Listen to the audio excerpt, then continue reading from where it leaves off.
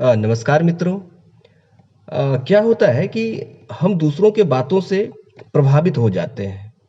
हमारे बारे में जैसे सामने वाले सोचते हैं और बोलते हैं, हम भी वैसा सोचने लगते हैं। लेकिन ऐसा बिल्कुल नहीं है। आप अपने बारे में केवल आप जान सकते हैं कि आप क्या है।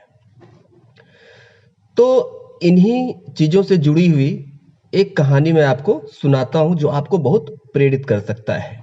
यह आपके लिए बहुत ही लाभदायक साबित हो सकता है। तो सुनिए। एक बार एक गुरुजी गुरुकुल में कुछ बच्चों को पढ़ा रहे थे। तो उन बच्चों में एक बच्चा था जो कई वर्षों से उस विद्यालय में पढ़ता आ रहा था, लेकिन उनके अंदर कुछ इस तरह का सुधार नहीं देखने को मिल रहा था और गुरुजी इन बातों से बहुत निराश थे। तो गुरुजी एक दिन पढ़ाते हुए उन बच्चों को बुलाया और बोले कि बाबू, तुम जो है ना बहुत मतलब पढ़ने में वीक हो, तुम्हारे साथ बहुत दिक्कत है। तुम ऐसा करो कि अपना हाथ दिखाओ। तो बच्चा ने गुरुजी के सामने ऐसे हाथ फैला दिया। तो गुरुजी बहुत देर तक हाथ देखने के बाद, बहुत विचार करने के बाद बच्चा से बताया कि जो शिक्षा की रेखा है या पढ़ने लिखने की जो लाइन है तुम्हारे हाथ में तो है ही नहीं, तुम पढ़ नहीं सकते।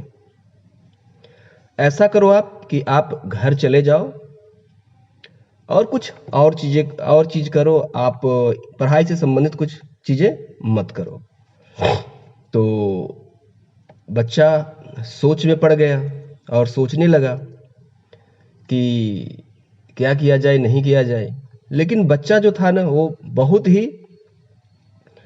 हिम्मत वाला था। अब देखिए, अनायास उसके अंदर इतना हिम्मत कहाँ से आ गया। उन्होंने पास में रखा चाकू लिया और गुरुजी के सामने ही अपने हाथ में एक जो चाकू से लकीर बना दिया और एकाएक गुरुजी से बोल दिया कि देखिए गुरुजी, अब हमारे हाथ में तो ये लाइन बन गई है और देखिए जहां आप बता रहे थे शिक्षा की रेखा नहीं है, वही यह रेखा बन गई। तो गुरुजी उनकी बातों से बहुत प्रभावित हुए और गुरुजी बोले कि अब देखो बालक, तुम्हें आगे बढ़ने से कोई नहीं रोक सकता। और देखिए कि वही बच्चा आगे जाकर के पाणिनि बने, संस्कृत का सबसे बड़ा व्याकरणाचार्य बने हुए।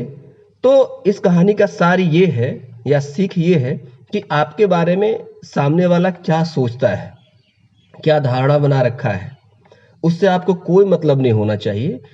आप अपने अंदर के जो चीज है, अंदर की जो गुण है, उनको पहचानिए और उसको पहचान करके आगे बढ़ने का प्रयास करिए।